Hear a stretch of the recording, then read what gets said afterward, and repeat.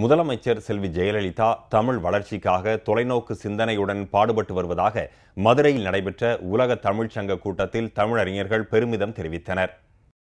உலக தமிழ்ச்சங்கத்தின் செயல்பாடுகள் குறித்த ஆய்வுக் கூட்டம் மதுரை மாவட்ட ஆட்சியர் அலுவலக கூட்டரங்கில் நடைபெற்றது. அமைச்சர் திரு செல்லூர் கே ராஜு தலைமையில் நடைபெற்ற இக்கூட்டத்தில் தமிழ் மொழி வளர்ச்சிக்காக முதலமைச்சர் செல்வி ஜெயலலிதா எடுத்து வரும் நடவடிக்கைகள் குறித்து விரிவாக எடுத்துரைக்கப்பட்டது.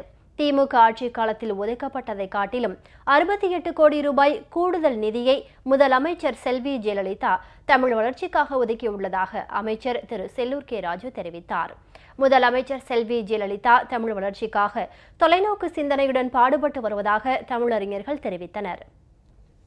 தமிழகத்தில்தான் நம்மளுடைய வேர்கள் பத்திரமாக இருக்கிறது, கலாச்சாரம் பத்திரமாக இருக்கிறது என்பதை வலியுறுத்துவதற்கான ஒரு மிகப்பெரிய தளத்தை அமைத்திருக்கிறாங்க.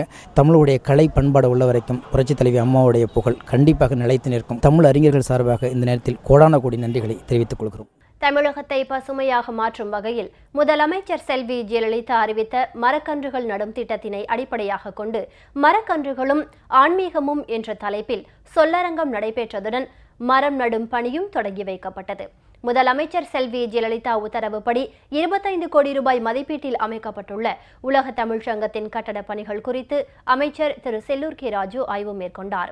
இந்நிகழ்ச்சியில் தமிழக அரசின் டெல்லி சிறப்பு பிரதிநிதி திரு STK ஜக்கையன், தமிழறிஞர்கள் உள்ளிட்டோர் கலந்து கொண்டனர்.